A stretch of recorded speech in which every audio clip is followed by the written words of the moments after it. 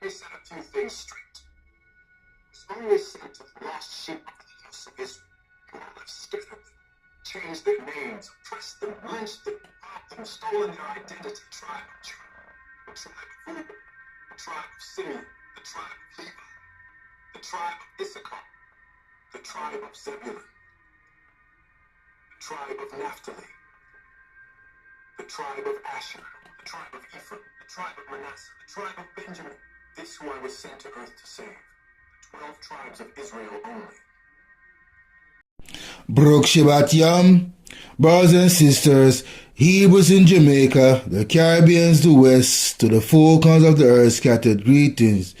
This Shabbat lesson, we're going to title it Precept in Mazim 18. That's Precept in Mazim 18, brothers and sisters, huh? So, take a look at the screen. We're going to go to the book of Acts, chapter 18. After these things, Paulos departed from Athens and came to Corinth, and found a certain youth named Aquila, born in Pontus, lately come from Italy, with his wife Priscilla. So you can read all about those people, those two holy people, in the lost books of the Bible and the forgotten book of Eden. I've covered those two in details. So go back on my series, the lost book of the Bible, forgotten book of Eden, and you will see all of that. So after these things, Paulos departed from Athens and came to Corinth, and found a certain Jew named Aquila, born in Pontus, lately come from Italy, with his wife Priscilla, because that Claudius had commanded all Jews to depart from Rome, and came unto them. And because he was of the same craft, he abode with them, and wrought, for by their occupation they were tent makers. He reasoned in the synagogue every Sabbath, and persuaded Jews and the Greeks. And when Silas and Timotheus were come from Macedonia, Paulos was pressed in the spirit, and testified to the Jews that YAHUSHA was Mashiach. And when they opposed themselves and blasphemed, he shook his raiment, and said unto them, Your blood be upon your own heads. I am clean. From henceforth I will go unto the Gentiles. And he departed thence, and entered into a certain man's house named Justus, one that worshipped Eliyahu, whose house joined hard to the synagogue. And Crispus, the chief ruler of the synagogue, believed on the Adonai with all his house, and many of the Corinthians hearing believed, and were baptized. Then spake the Adonai to Paulos in the night by a vision, Be not afraid, but speak, and hold not thy peace, for I am with thee, and no man shall set on thee to hurt thee, for I have much people in this city. And he continued there 1 year and 6 months, teaching the word of Eliyahu among them. And when Gallio was the deputy of Achaia, the Jews made insurrection with one accord against Paulos, and brought him to the judgment seat, saying, This fellow persuaded men to worship Eliyahu contrary to the law. And when Paulos was now about to open his mouth, Gallio said unto the Jews, If it were a matter of wrong or wicked lewdness, or ye use reason, would that I should bear with you. But if he be a question of words and names, and of your law, look ye to it, for I will be no judge of such matters. And he drave them from the judgment seat. Then all the Greeks took YAHUSHA, the chief ruler of the synagogue, and beat him before the judgment seat, and Gallio cared for none of those things. I'll cover YAHUSHA also. Brothers and sisters, can go back on my videos.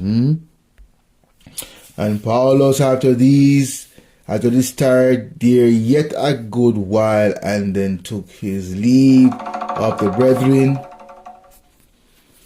and sailed thence into Syria, and with him Priscilla and Aquila, having shorn his head in Cantaria, for he had a vow. And he came to Ephesus and left them there, but he himself entered into the synagogue and reasoned with Jews. When they desired him to tarry longer time with them, he consented not, but bade them farewell, saying, I must by all means keep the feast that cometh in Jerusalem, but I will return again unto you, if Eliyahu will. And he sailed from Ephesus. And when he had landed at Caesarea and gone up and saluted the body, he went down to Antioch. And after he had spent some time there, he departed and went over all the country of Galatia and Phrygia in order and strengthening all the disciples. And a certain Jew named Paulos, born in Alexandria, an eloquent man and mighty in the scriptures, came to Ephesus. This man was instructed in the ways of the Adonai, and being fervent in the spirit, he spake and taught diligently the things of the Adonai, knowing only the baptism of YAHUSHA. And he began to speak boldly in the synagogue, whom when Aquila and Priscilla had heard, they took him unto them and expounded unto him the way of Eliyahu more perfectly. And when he was disposed to pass into Antioch, the brethren rode, exhorting, and the disciples received him, who, when he was come, helped them much which had believed through grace. For he mightily convinced the Jews, and that publicly showing by the scripture that Yahusha was Mashiach. Okay, brothers and sisters, we're going to precept 1 and 2 of Acts, Mazim 18. We're going to use Romans 16.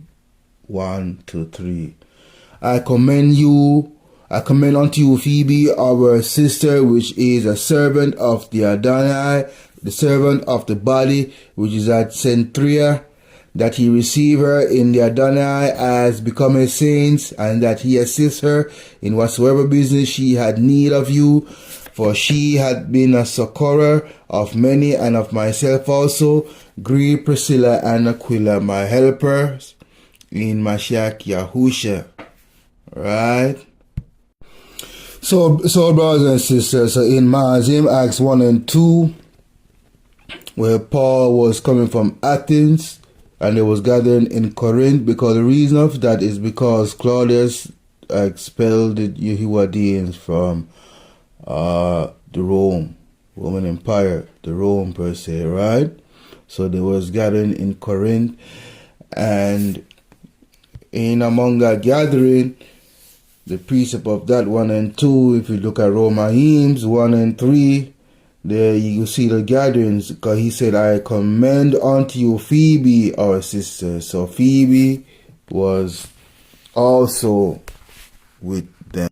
She was displaced from Rome, you see. Right? 1 and 2 of Mazim 18 describes the Apostle Paul moved from Athens to the city of Corinth, where he met a Hewadine tent maker named Aquila and his wife Priscilla. This couple was displaced from Rome due to expulsion by Emperor Claudius. The verses are significant, brothers and sisters, for they themselves of strategic importance.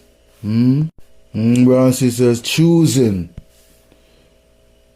major cities like Corinth, Paul's practical need to support himself through his trade, and the provincial meeting that led to the copulator system, Paul and Apollos in ministry. Brothers and sisters, so in Romans 16, 1 and 3, brothers and sisters, right, when Paulos was commending Phoebe, a leader, a strong woman, strong black woman, right? Leader in the body, because in Mazim 18, 1 and 2, after Claudius, They tell the Judeans to leave Rome. They gather in Corinth. Right? And Paulos sent Phoebe unto the leader, sent Phoebe to Corinth. Right, so in Romans, Paul was sent a letter, right, with Phoebe to Centuria.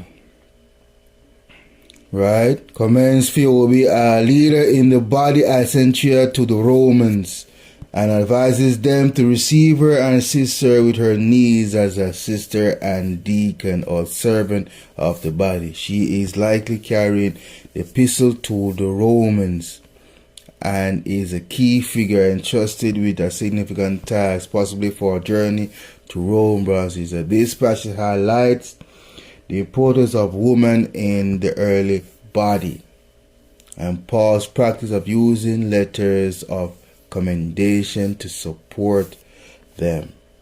Phoebe, a servant of the body. The Greek word for that is diakonos. Diakonos is used, which can be translated as deacon, minister, or servant.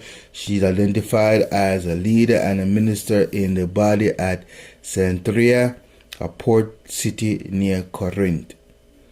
So that was the gathering point after Claudius expelled the Judeans from Rome. Okay, so we're going to move on to verse 6 of Maazim 18. And when they opposed themselves and blasphemed, he took his raiment and said unto them, Your blood be upon your own heads. I am clean from henceforth. I go unto the Gentiles. This is the stiff-neckedness of YISRA'EL. So we're going to precept that with Matthew 10:1-14. Okay, so on the screen, Matthew 10:1-14. And when he had called unto him his 12 disciples, he gave them power against unclean spirits to cast them out and to heal all manner of sickness and all manner of disease. So this is in preparation of the Mashiach about to ascend. So he give them all these, bless them and give them all this power to continue the ministry and the works upon the land. And when he had called unto him his 12 disciples, Shalias, his Talmudims, he gave them power against unclean spirits to cast them out and to heal all manner of sickness and all manner of disease.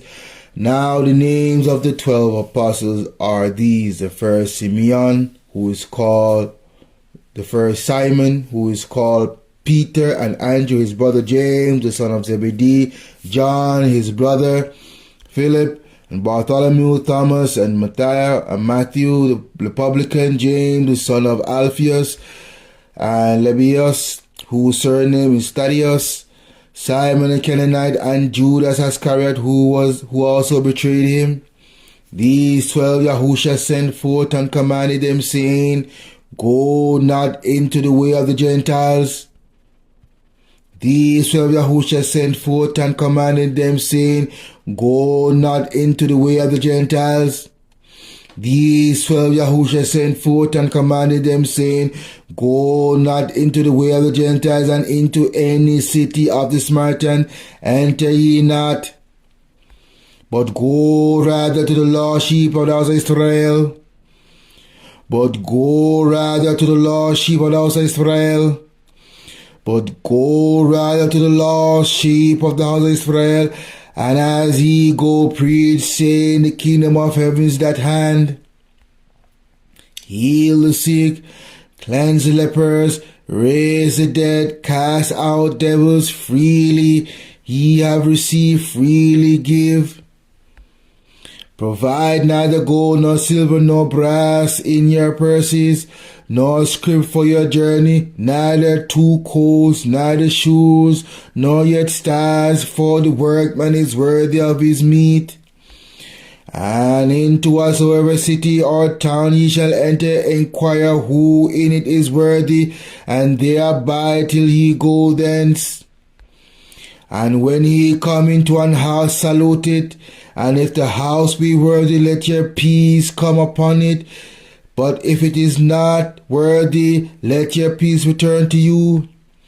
And whosoever shall receive you, nor hear your words, when ye depart out of that house or city, shake off the dust off your feet. So in Matthew 10 and 14, right, the precept of 6, Amazim 6, right, it says a similar thing in Matthew. You go to a place, like you go to a brethren, your friend and your family members and your co-workers represent the city, which was described in Matthew. You see, so you go to them and you declare, thus saith Yahuwah. And you have resentment and resistance within that group. You understand? So what is the instruction the Most High had given unto the 12? And you who are filled with Ruach HaKodesh in this modern time. Come out the city at the city gate, take off your shoe, dust it off and keep it moving, that their blood may not be upon your head. Why? Because they opposed themselves and blaspheme.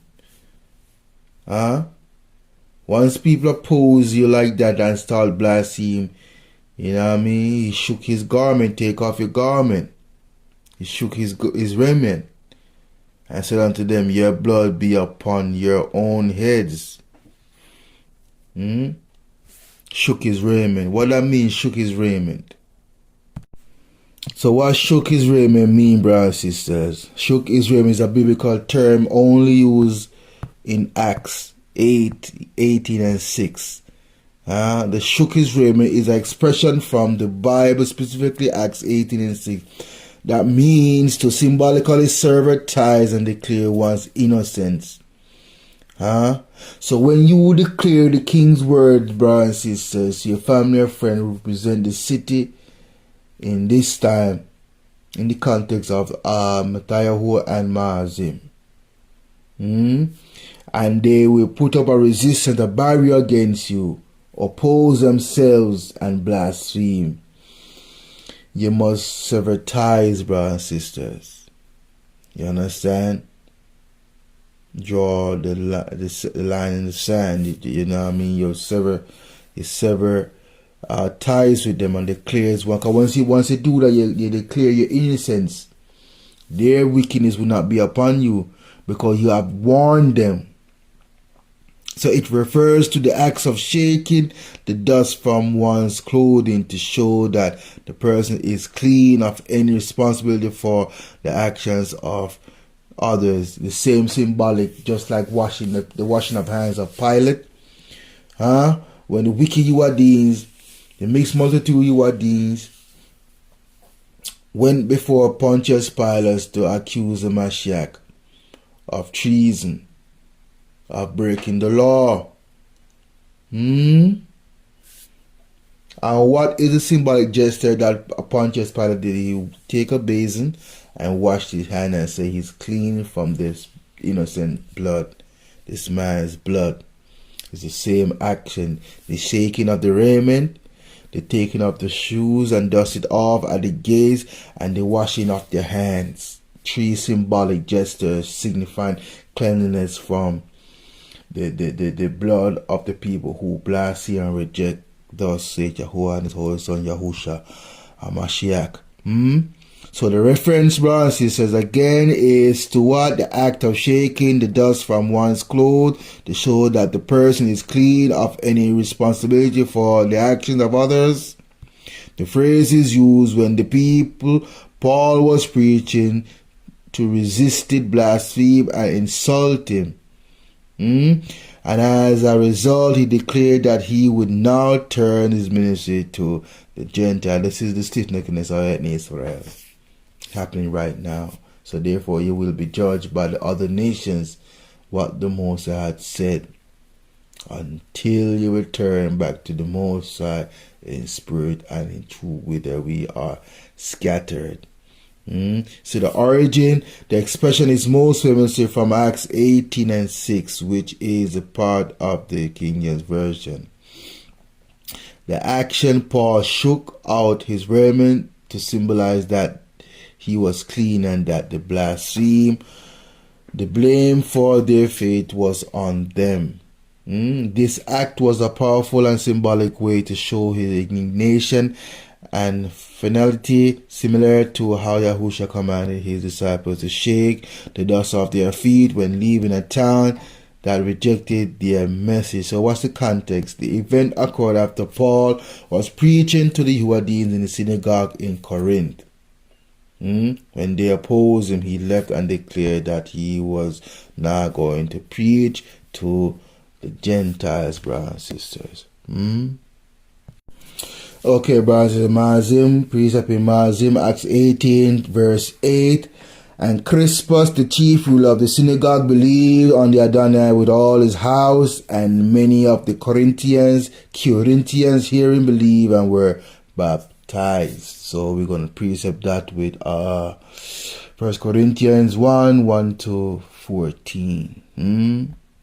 Okay, brothers, on the screen, Corinthians 1:1-14. Paul, called to be an apostle of Yahushua Mashiach, through the will of Eliyahu and RIGHTOUSNESS, our brother, unto the body of Eliyahu which is at Corinth, to them that are sanctified in Mashiach Yahusha, called to be saints, with all that in every place call upon the name of Yahushua Mashiach, our Adonai, both theirs and ours, grace be unto you and peace from Eliyahu our Father and from the Adonai Yahushua Mashiach. I thank my Eliyahu always on your behalf for the grace of Eliyahu which is given you by Yahushua Mashiach, that in everything ye are enriched by him in all utterance and in all knowledge, even as testimony of Mashiach was confirmed in you, so that ye come behind in no gift, waiting for the coming of Adonai Yahushua Mashiach, who shall also confirm you unto the end, that ye may be blameless in the day of our Adonai Yahushua Mashiach. Eliyahu is faithful, by whom ye were called unto the fellowship of his Son Yahushua Mashiach.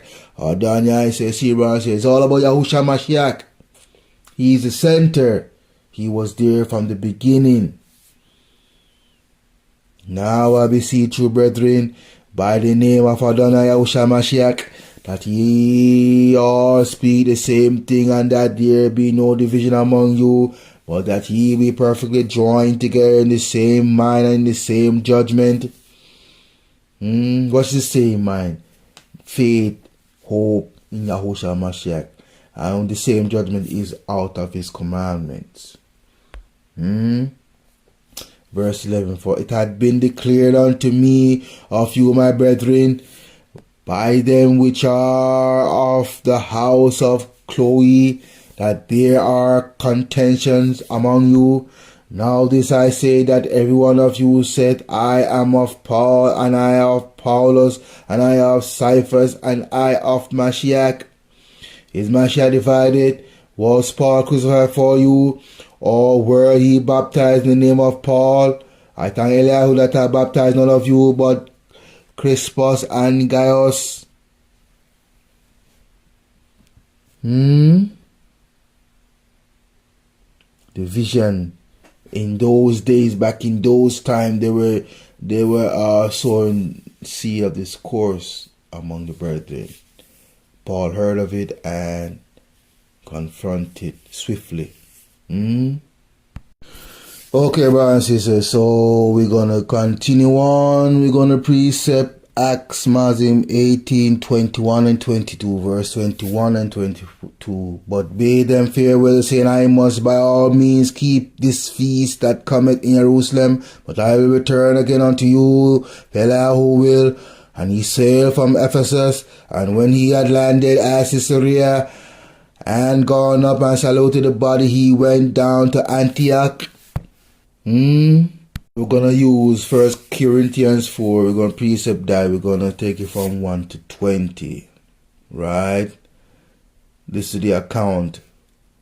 Let a man so account of us as of the ministry of Mashiach and stewards of the ministry of Eliyahu. Moreover, it is required in stewards that a man be found faithful.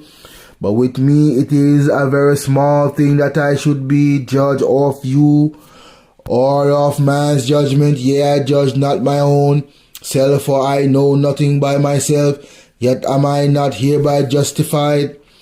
But if he that judgeth is the Adonai, therefore judge nothing before the time until Adonai come, who both will bring to light the hidden things of darkness and will make manifest the counsel of the hearts, and then shall every man have praise of Eliyahu. And these things, brethren, I have in the figure transferred to myself and to Paulos, for your sake, that he might learn in us not to think of men above that which is written, that no one of you be puffed up for one against another. For who maketh thee to differ from another? And that hast thou that didst not receive? Now if thou didst receive it, why doest thou glory as if thou hadst not received it? Now ye are full, now ye are rich, ye have reigned as kings without us. And I will tell you how he did reign, that we also might reign with you. For I think that Eliyahu had set forth us the apostles last as it were appointed to death. For we are made a spectacle unto the world, and to angels, and to men. We are fools for Mashiach's sake, but ye are wise in Mashiach. We are weak, but ye are strong. Ye are honorable, but we are despised. Even unto this present hour we both hunger and thirst, and are naked, and are buffeted, and have no certain dwelling place, and labor working with our own hands, being reviled. We bless, being persecuted, we suffer it. Being defamed, we entreat. We are made as the filth of the world, and are the offscouring of all things unto this world. I write not these things to shame you, but as my beloved sons I warn you. For though ye have 10,000 instructors in Mashiach, ye not many fathers for Mashiach Yahusha. I have begotten you through the gospel. Wherefore I beseech you, be ye followers of me. For this cause have I sent unto you Timotheus, who is my beloved son and faithful in the Adonai, who shall bring you into remembrance of my way which be in Mashiach, as I teach everywhere in everybody. Now some are puffed up as though I would not come to you, but I will come to you shortly, if the Adonai will, and will know not the speech of them which are puffed up by the power. For the kingdom of Eliyahu is not in word, but in power. Okay, brothers and sisters.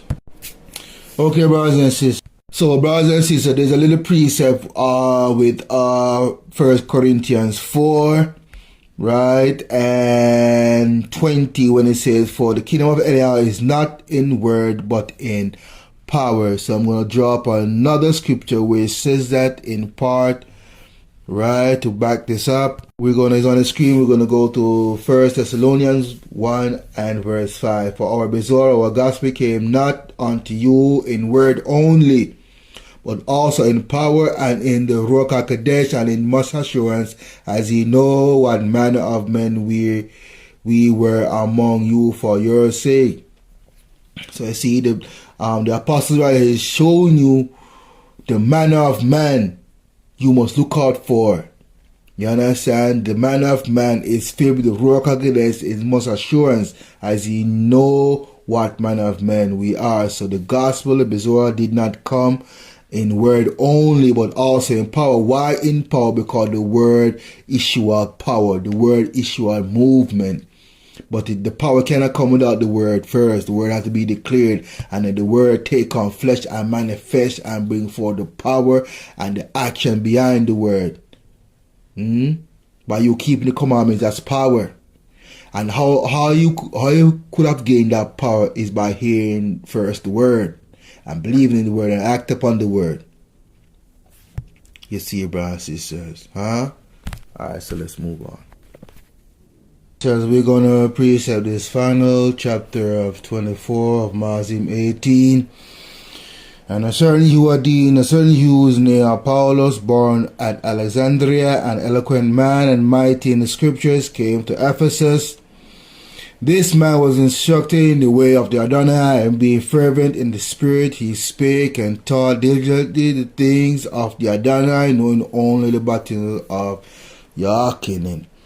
And this disciple, Shaliah, apostle, his disciple Talmud named Apostle Shaliah, he was the center of the uprising in Corinth, right? Because some is saying that they follow him, some saying they follow the Mashiach, some say they follow Paul, right? So you got three divisions going on: Paul, Apollos, and the Mashiach. Each have their own followers. But Paul is saying no, right? It is not so, because he asks a question, right? He asks a question. So Paulos asks a question in 1 Corinthians 1, verse 13. Is Mashiach divided? Was Paul crucified for you, or were ye baptized in the name of Paul? Right? So because of Paul, Apollos, why this division occurs, right? Yes, brothers and sisters. So because of that division, why Paulos was to ask that question: was Mashiach divided? Mashiach is one. He came to bring us together as one house, of the royal house of Israel. You understand? The 12 tribes becoming one house, Israel. Right? So we as a people must come back to him in royalness and in truth and in righteousness, brothers and sisters. Right? So I hope you understand the Shabbat lesson. Yeah. It's all about coming together under the Mashiach as a people, ethnic people of the royal house of Israel. Right? Because we are his people and sheep of his pastors. And like I said, time and time again, brothers and sisters, the scriptures speak of us, of who we are as an ethnic people.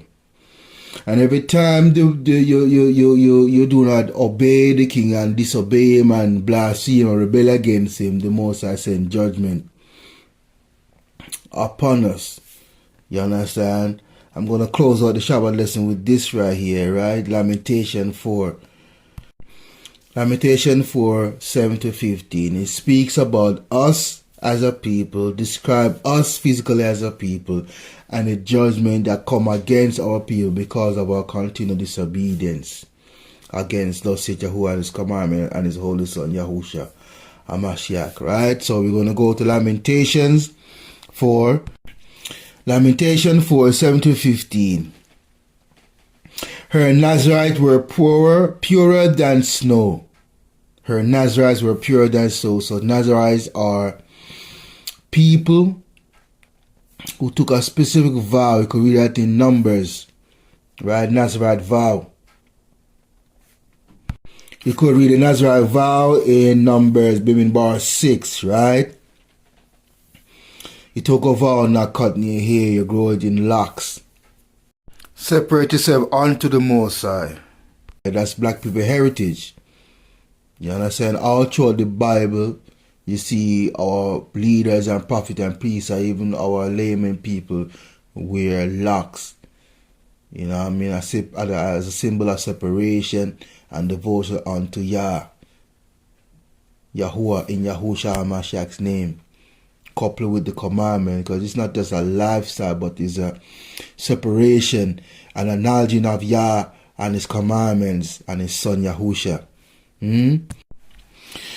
Her Nazarites were purer than snow. Why they purer than snow? Because they have separated themselves and keep the commandments and make a vow unto Yah.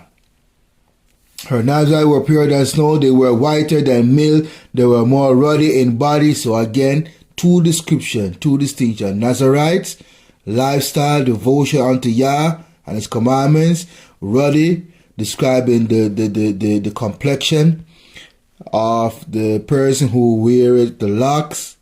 Ding, ding, ding, ding, ding, ding, ding.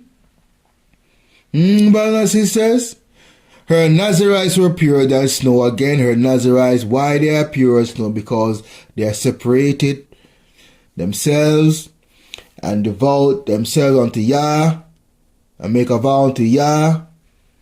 Hence they become white, purer than snow. Purer than snow mean their righteousness. They were whiter than milk, their pureness, their holiness. They were more ruddy in body than rubies. Their polishing was of sapphire, describing their body. Reddish brownish. Their vesses, there you go again, brother sister. What more can I say? Vesses mean face. And their heat follow up with is blacker than a coal. They are not known in the streets, their skin cleaved to their bones. It is withered, it is become like a stick. They that slay with the sword are better than they be slain in hunger, for these pine away stricken through for want of the fruits of the field. The hands of the pitiful woman have sodden their own children. They were their meat in the destruction of the daughter of my people. Yahuwah had accomplished his fury. He had poured out his fierce anger and had kindled a fire in Zion, and it had devoured the foundation thereof, because the Most High is wrath with the people. So he strict them. In the Most High said in verse 9, that they be slain with the sword are better than they that be slain with the hunger. Why? Because when you're slain with the sword, you die once. But with hunger, you have to live through that, brother and sister. That's painful.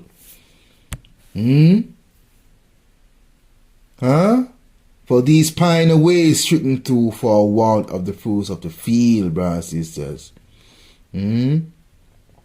There's judgment and famine going on in this passage here, brothers and sisters, because of disobedience. And the hands of the pitiful woman have soddened their own children. They were their meat in the destruction of daughter of my people. Yahuwah had accomplished his fury. He had poured out his fierce anger and had kindled a fire in Zion, and it had devoured the foundation thereof. The kings of the earth and all inhabitants of the world would not have believed that the adversary and enemy should have entered into the gates of Jerusalem. They would not have believed it, because they knew that Jerusalem is protected by Yahuwah. They would not have believed it, that the adversary had and the enemy should have entered into the gates of Jerusalem. And here's the reason why the Most High allow it: for the sins of her prophets. There you go. Sins of the prophets. Why the sins of the prophet? Because they are false prophets. The Most High had not sent them to declare nothing to nothing and to his people. The same things happening right now among our ethnic people, whither we are scattered within our land of captivity. The Most High is using other nations to punish them because we refuse to come back to his laws, commandments, and statutes, brothers and sisters. You could cry to the government all you want, brothers and sisters. You could cry for this and you could cry for that. They will not hear you because their hearts are wicked towards you and they know who you are. So your only recourse is to cry to the Most High, Yah in Yahushua HaMashiach's name, and come back to his laws, commandments as a people, and he will give you the wisdom, knowledge, and understanding how to navigate in this wicked world to survive, brothers and sisters. And you cannot survive on your own. You cannot do it on your own. We need to come together as man and woman in righteousness and renew your mindset. That's the key. Your mindset is the obstacle and your barrier in your way because of your mind process, how you think. How you think towards the Most High Yah and His Son Yahusha, how you think about who you are as an ethnic people. You know, some of you don't even believe that you are royal people, the royal house of Israel. And many of you know that, but shy away from it because you do not want to come back to the commandments and you do not want to be set apart. You want to be with the wicked. You know what I mean? And what the Most High said, a friend of the world is an enmity of Yah. So you're going to get destroyed with the wicked because you refuse to separate yourself from the wicked. Verse 11, and Yahuwah had accomplished his fury. He had poured out his fierce anger and had kindled a fire in Zion, and it had devoured the foundation thereof. The kings of the earth and all inhabitants of the world who would have not believed that the adversary and the enemy should have entered into the gates of Jerusalem for the sins of her prophets and the iniquity of her priests that have shed the blood of the just in the midst of her. They have wandered as blind men in the streets. They have polluted themselves with blood so that men could not touch their garments. This is the wickedness going on in Jerusalem. They cried unto them, depart ye, it is unclean, depart, depart. Touch not. When they fled away and wandered, they said among the heathen, they shall no more sojourn there. The anger of Yahuwah divided them. He will no more regard them. They respected not the person of the priests. They favored not the elders. As for us, our eyes as yet fail for vain help in our watching. We have watched for a nation that could not save us. The same thing happening now. Our so-called black people here in the West and in Jamaica, where we are scattered, Trinidad, Tobago, Guyana, Cuba. We are looking to man to save us, looking for nature to save us, and we shall fail because saving grace is in Yahusha and his commandments. Until you recognize that and come together as a people, you will fail every time when you go out there and vote for these wicked people that don't have your best interests at heart. They write policies against you. They try to chip away your rights little by little. You understand? Instead of governing as a whole, they're governing in part. They're governing racism and prejudice.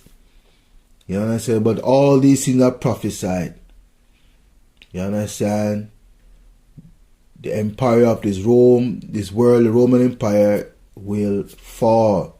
The system of things will fall, brothers and sisters, because it cannot sustain itself on greed. It cannot sustain itself on corruption. It cannot sustain itself on evil and wickedness, brothers and sisters. And it cannot sustain themselves by keep punishing and try to destroy the children of Israel, whether we are scattered, because we cannot be destroyed. We are protected, brothers and sisters. We are protected in Yah and his Son Yahusha Mashiach and his commandments. So I'm going to end the Shabbat lesson here, brothers and sisters. You know what I mean? Trust Yah in Yahusha Mashiach's name. Take my foolish advice. Come back to the Most High and keep his laws, commandments, and statutes, that he may protect you.